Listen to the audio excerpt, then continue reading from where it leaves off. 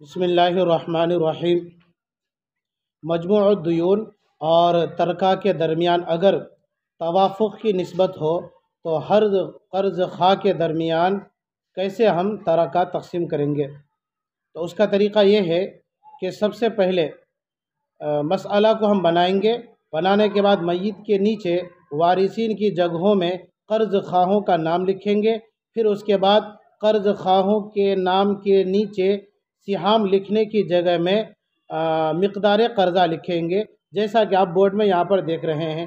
یہ دیکھیں، یہ میت ہے، میت کا نام زید میں نے لکھا ہے، ترکہ 9 روپے ہے، اور قرض خواہ میں ماجد ہے جس نے 10 روپیہ دیا تھا، ساجد ہے 5 روپے دیا تھا، اور یہ زید اپنا قرضہ چکانے سے پہلے ہی مر گیا اور ترکہ صرف 9 روپے چھوڑا ہے۔ تو اب مجموع الدیون کتنا ہے؟ یعنی ماجد کا قرضہ 10 روپے اور ساجد کا 5، تو مجموع الدیون اسے ہی بولتے ہیں۔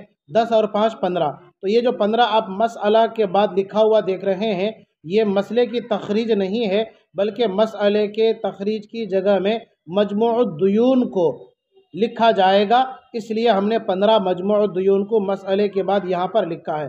اب یہ مجموع الدیون 15 اور ترکہ 9، ان دونوں میں توافق بالثلث کی نسبت ہے، یعنی تیسرا عدد ایسا ہے جو 15 کو 5 مرتبہ میں کاٹتا ہے اور 9 کو 3 مرتبہ میں کاٹتا ہے، اس لیے 15 کا وفق 5 آیا اور 9 کا وفق 3 آیا۔ اب طریقہ یہ ہے کہ اگر مجموع الدیون اور ترکہ کے درمیان توافق کی نسبت ہو تو مقدار قرضہ کو، ہر قرض خواہ کے مقدار قرضہ کو ترکہ کے وفق میں ضرب دو، پھر حاصل ضرب کو مجموع الدیون کے وفق پر تقسیم کر دو۔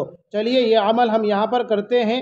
ماجد کا مقدار قرضہ 10 ہے، 10، اس 10 کو ہم ترکہ کے وفق 9 ترکہ کے وفق 9 کا ترکہ 9 کا وفق 3 اس میں ضرب دیتے ہیں۔ 10 کو 3 میں ضرب دیا تو حاصل ضرب 30 آیا۔ اب کیا کرنا ہے مجھے؟ اب کرنا یہ ہے کہ مجموع الدیون کے وفق پر تقسیم کر دینا ہے۔ مجموع الدیون کا وفق کتنا لکھا ہوا یہاں پر؟ 5۔ چلیے اس 5 کو یہاں پر لکھتے ہیں ہم، یہ 5۔ اب اس پر تقسیم کریں گے، 5 ایکم 5، 5 دوری 10، 5 کیا 15، اس طرح کرتے جائیں گے تو 5 6 30 آئے گا۔ یہ 5 6 30، مسئلہ ایک دم برابر سرابر ہو گیا، 30 میں 30 کر لیا۔ کتنا آیا؟ 6 روپے آیا ہے۔ چلیے اب اس کا بھی عمل کر لیتے ہیں۔ مقدار قرضہ 5 کو ترکہ 9 کے وفق 3 میں ضرب دیے، جب 3 میں ضرب دیں گے تو کتنا آئے گا؟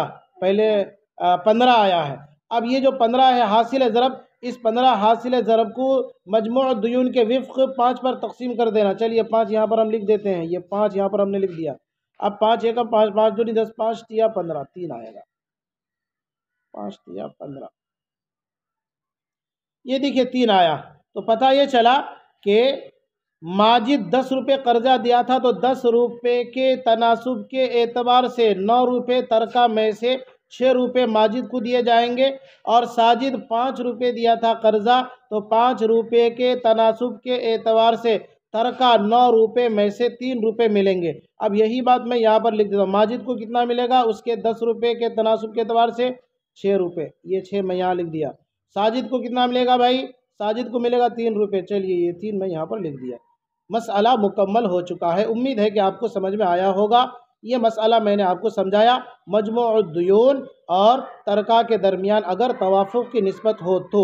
اگر مجموع الدیون اور ترکہ کے درمیان تداخل کی نسبت ہو تو کیا کریں گے؟ اگلے سبق کا آپ انتظار کیجئے۔ اجازت دیجئے مجھے، السلام علیکم ورحمۃ اللہ وبرکاتہ۔